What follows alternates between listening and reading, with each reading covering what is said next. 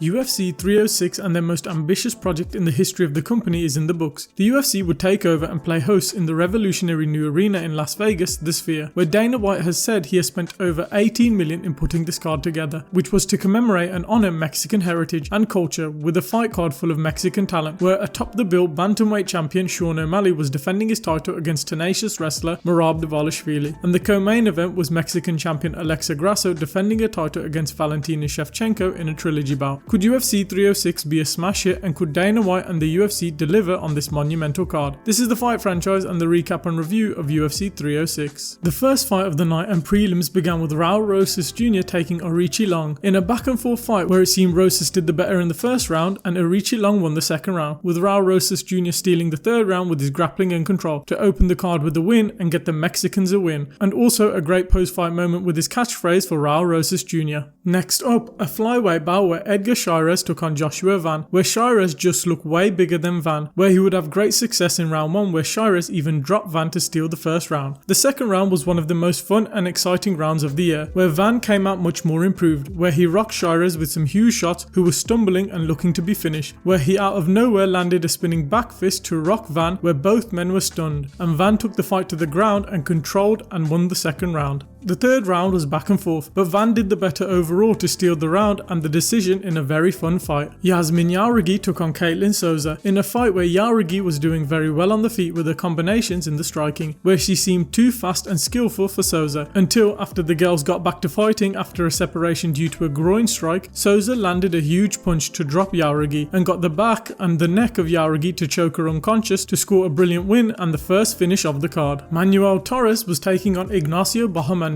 where after some tentative action, Torres put his foot on the gas and put on the pressure. However, Bahamondes was landing great counters, including a head kick which partially stunned Torres. They continued fighting on the feet, however, where Bahamondes rocked Torres with a huge punch, dropping him and raining down ground and pound. But Torres survived and got back up, where Torres continued with the pressure, where he rushed in and was dropped again, where this time he was finished with ground and pound, where Bahamondes secured the great KO and finish in a fun fight. A women's bantamweight bout up next, where Irene Aldana was taking on Norma Dumont in a fight which saw arguably the nastiest cut in MMA history. Aldana would spend the entire fight pressuring forward, but Dumont did excellent backing up and piecing up Aldana while countering and retreating, where at the end of the second round a huge cut opened up on Aldana's face, where the third round more pressure from Aldana, but it was to no avail as Dumont was slick evading the pressure with her own offense until the final bell, where she won a great decision to end the prelims in a great win. The main card began with Ode Osbourne versus Ronaldo Rodriguez, where the first round Osbourne would drop Rodriguez early and Osbourne would try and dominate on the ground while trying to secure a triangle choke but failed to lock it up, where Rodriguez would be on top. However, Osbourne did great from bottom and would win the first round. The second round Rodriguez wrestled and secured the takedown early, where he would dominate on the ground looking for submissions and securing ground and pound to win the second round. The third round was back and forth with both guys having moments of success and was a tough round to score, where the fight went to Ronaldo Rodriguez, where to be honest I wouldn't have been opposed to a draw, a great fight nonetheless. Next up, the fight of the night and one of the most fun fights of the year, where Esteban Ribovics took on Daniel Zellhuber, where they for 3 rounds traded on the feet, where both men had success across the first 2 rounds in an excellent fight and striking battle, which was in most people's eyes one apiece. The third round put on one of the best rounds of the year, where with both guys trading, Zellhuber dropped Ribovics with a huge elbow in what seemed like a round he was taking over, until Ribovics landed a huge shot which wobbled Zellhuber, who was stumbling all over the octagon fighting to survive, while Ribovics threw a flurry of punches. Zellhuber got his wits about him and started firing punches back, where both men fought to the final horn, where Ribovics won the decision in an epic fight and fight of the night. The next fight, Brian Ortega was taking on one of the most fun fighters in the featherweight roster in Diego Lopez, where straight off the bat Lopez landed a huge shot which stunned Ortega, where he eventually went down to the canvas, where Lopez dominated the first round looking for the finish, but Ortega survived. The second round was not as wild as the first, but Lopez would do the better on the feet, outstriking Ortega, and would win the second round. The final round, Ortega was doing better on the feet, but he was still struggling to hang with Lopez, where even towards the end of the fight, Lopez would drop Ortega, who survived till the end of the fight, where Lopez won a brilliant decision to shoot himself up the featherweight rankings.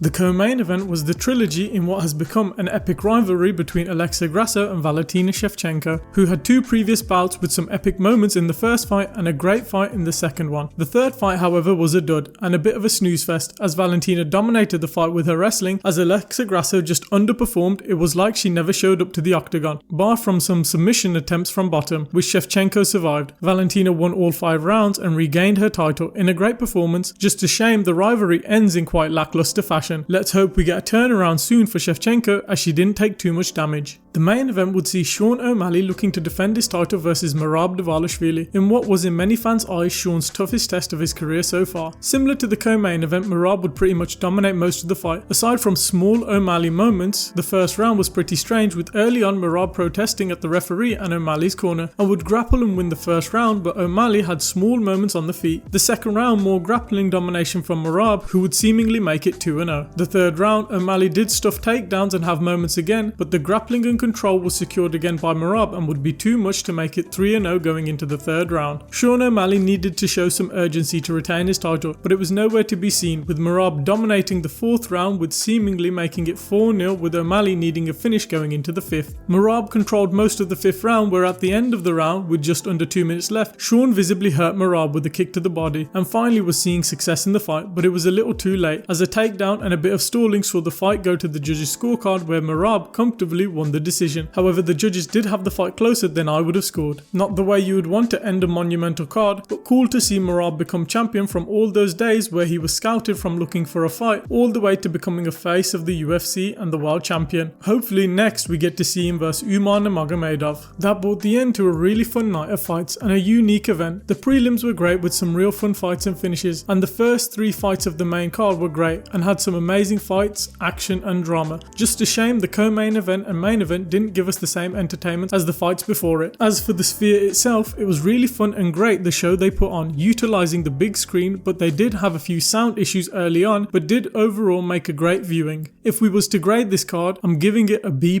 A really fun card, heightened by the spectacle of the Sphere. Had the title fights have been more entertaining, this card could have got an A, but the fights all night were fantastic and deserve and earns this card huge credit. Up next, the king of the UFC is back and looking to get his 3rd title defense in 7 months. Did you enjoy the video? Let us know down in the comments below. What did you think of UFC 306 and what would you grade it as a pay-per-view? Leave that down in the comments below. And what did you think of the Sphere? Did you enjoy it and would you like to see the UFC go back there? Leave a like if you've enjoyed the video and subscribe for more MMA and fight content coming soon. We hope you enjoyed the video and we'll catch you in the next one.